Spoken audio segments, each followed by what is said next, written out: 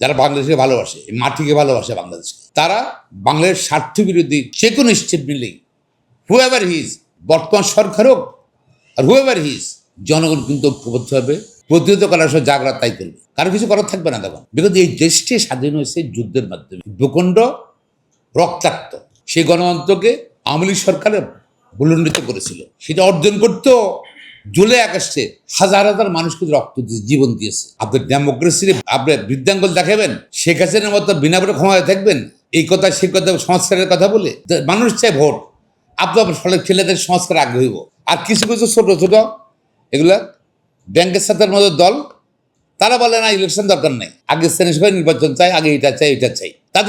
তাদের দলীয় কোনো ভিত্তি আছে কিনা? যারা এই ব্যাংকের সাথে দল করছে, জনগণ আপনি অ্যাকসেপ্ট করে সরকার গঠন করেন না, ইলেকশন হইব না, রাজনৈতিক দল করেন, ওইদিকে আপনাদের প্রতিনিধি রয়ে গেছে সরকারের মধ্যে। বরং আপনাদের কর্মকাণ্ডের জন্য, অনেকের কর্মকাণ্ডের জন্য সরকারের নিরপেক্ষতা নষ্ট হচ্ছে। প্রফেসর ইউনূস সাহেব বিতর্কিত হচ্ছেন। আমরা প্রফেসর ইউনূসের বিতর্কিত হওয়া আমরা চাই না, কারণ প্রফেসর ইউনূসের কোনো ব্যর্থতা আসলে তাহলে বাংলাদেশে যে অপরচুনিটি আসছে জবাবদিহি সরকার গণতন্ত্রের জন্য, সেটা ব্যর্থ হবে, ক্ষতিগ্রস্ত হবে, আর লিঙ্গায়িত হবে, এবং বাংলাদেশ ব্যর্থ হবে, গণতন্ত্র ব্যর্থ হবে। আমরা যারা সমর্থন দিয়েছি তাকে, সুতরাং আমরা ওনার সফলতা চাই। আর উনি যে সুন্দরভাবে একটা নির্বাচন করতে পারে, সুষ্ঠুভাবে নিরপেক্ষ নির্বাচন করতে পারে, ইম্পার্শিয়াল নির্বাচন করতে পারে, তাহলে বাংলাদেশ যতদিন থাকবে প্রফেসর ইউনূসকে মানুষ স্মরণ করবে।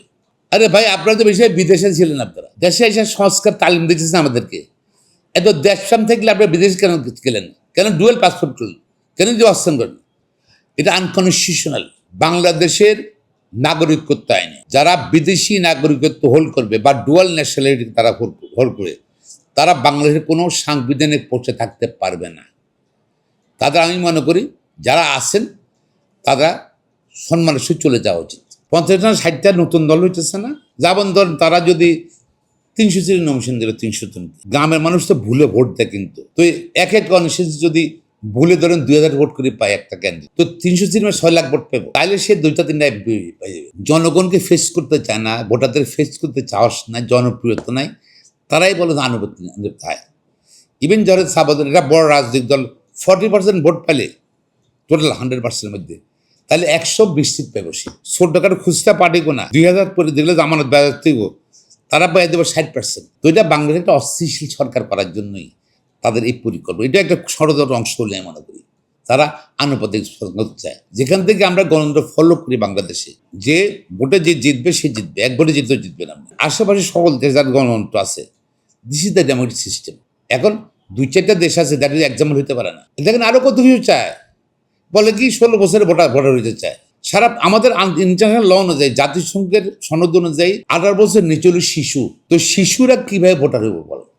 তাহলে আমার দেশের আইন পরিবর্তন করতে, শিশু আইন পরিবর্তন করতে হবে, আবার ওই যে আন্তর্জাতিক আইন পরিবর্তন করতে, আমাদের ক্ষমতার বাইরে। তারা আসলে ওই তথ্য চিন্তা করে না। তারা মানে ক্ষমতা দেশে গিয়ে সরকারের ক্ষমতা আছে, সংবিধান সংশোধন করার ক্ষমতা আছে, বাতিল করার ক্ষমতা আছে, বাতিল করার ক্ষমতা নেই, রোধ করার ক্ষমতা নেই। সেনাবাহিনীর যেরকম ক্ষমতা আছে, I hereby declared martial law, নাকি প্রভিন্স হিসাব, কিন্তু I hereby declared Yunus as the president of the country or chief advisor of the country ঘোষণা দেয়নি।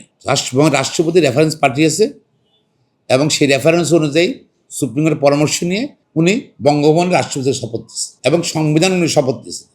কিন্তু সরকার চাইলে সংবিধান ফলো করতে হবে, ফলো না করলে সংবিধান লঙ্ঘন হবে।